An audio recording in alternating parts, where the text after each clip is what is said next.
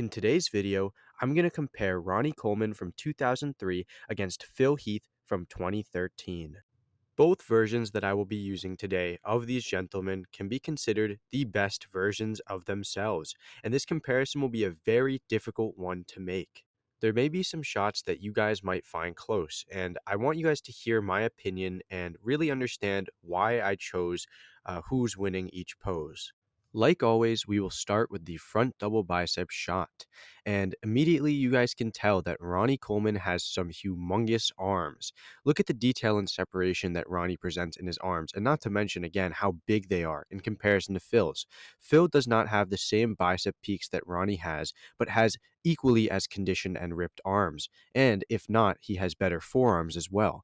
If we look at the quads, I think that Ronnie Coleman has superior quads. They look to be in better condition, and that's not to say that Phil Heath's quads aren't in good condition. Phil Heath's quads look very big and ripped, but I really do prefer Ronnie Coleman's quad display. The midsection would have to go to Phil Heath because it is smaller, but Ronnie Coleman has a more aesthetic ab development, which is weird to say. I think that I'm going to give this shot to Ronnie Coleman because he does have the bigger arms and is wider in this shot. In the front lat spread pose, Phil Heath's lack of width really hurts him here.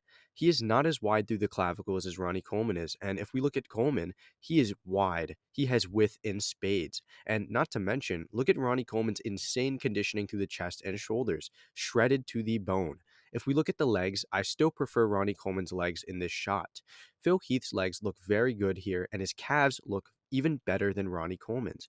If we take a look at the lat region itself, both men have very good lats, but I think that Phil Heath's arms overshadow his lats, while Ronnie Coleman, although he has very big arms, has lats that fill out the pose very well and look very proportionate.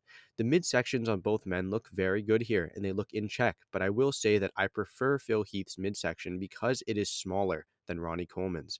But I think Ronnie Coleman's width in the clavicles does enough to push him over the edge, and not to mention his lats are tremendous. The side chest pose presents very well for both men. Ronnie Coleman is hitting the pose a little bit differently than Phil Heath is.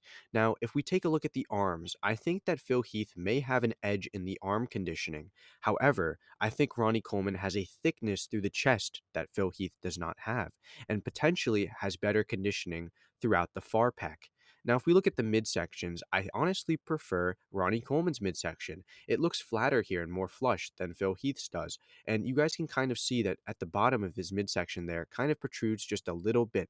But Phil Heath's midsection seems to be in better conditioning. If we look at the leg region, both men have very similarly conditioned legs, but I really do like Phil Heath's quad sweep and hamstring drop there. Very impressive. I think I'm more naturally drawn to Phil Heath because he is displaying his chest a little bit better than Ronnie Coleman is. Phil Heath opens up more while Ronnie Coleman doesn't open up that much. I think I prefer Phil Heath in this shot because both men present very similar levels of muscularity and conditioning, so I think it's all up to preference in a shot like this. So I'm going to give it to Phil Heath.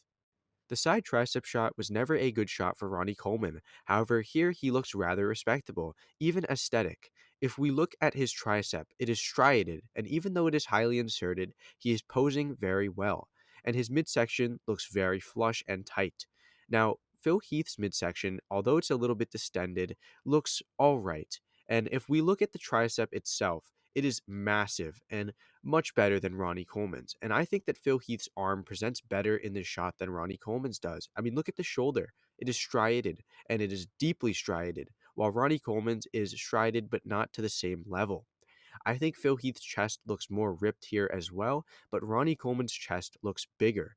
I think the legs are close, but Phil Heath's legs are very big. Look at the hamstrings, and Ronnie Coleman's are very big as well. But I think I would have to give this shot to Phil Heath just off the tricep alone. The rear shots are going to be very difficult for me to judge because both men look amazing here. Phenomenal. I mean, these are two of the best backs in bodybuilding history. In the rear lat spread, let's take a look at the lower body first. I think that Ronnie Coleman would get the nod immediately in the lower body because he presents freaky glutes and freaky hamstrings. In comparison, Phil Heath has a very similar level of conditioning in the lower body, but his glutes and hamstrings look more human, which is kind of funny to say, but Ronnie Coleman just looks more crazy in the lower body. Taking a look at the backs themselves, I think Phil Heath would be winning in the back. He looks more 3D and bubbly and has more density in the lower back region.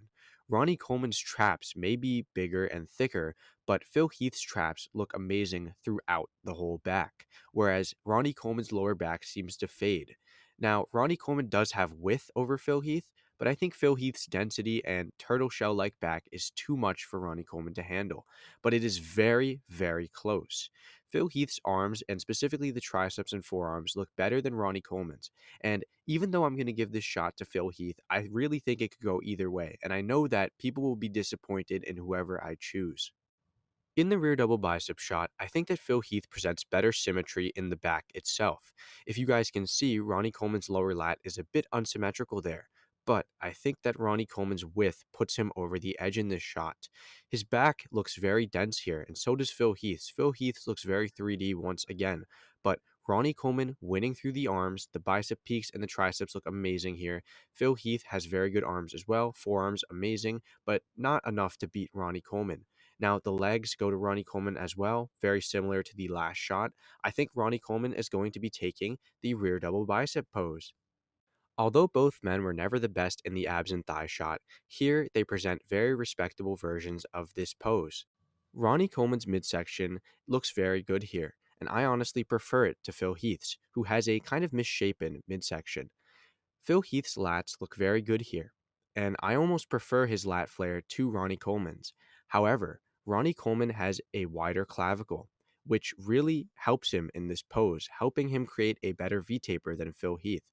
Phil Heath's lack of width really puts him down in this pose and makes him look very narrow and skinny almost. Now, both men have very good quads, but I tend to prefer Ronnie Coleman's quads in this shot because they look so massive. Phil Heath's quads almost overpower his upper body because he is so narrow. I'm going to give Phil Heath the loss in this shot because of that misshapen midsection and narrowness in the clavicle region. The most muscular pose is an insane pose for both men. Look at the upper bodies and lower bodies, the conditioning throughout the bodies. I mean, it is ridiculous for both men.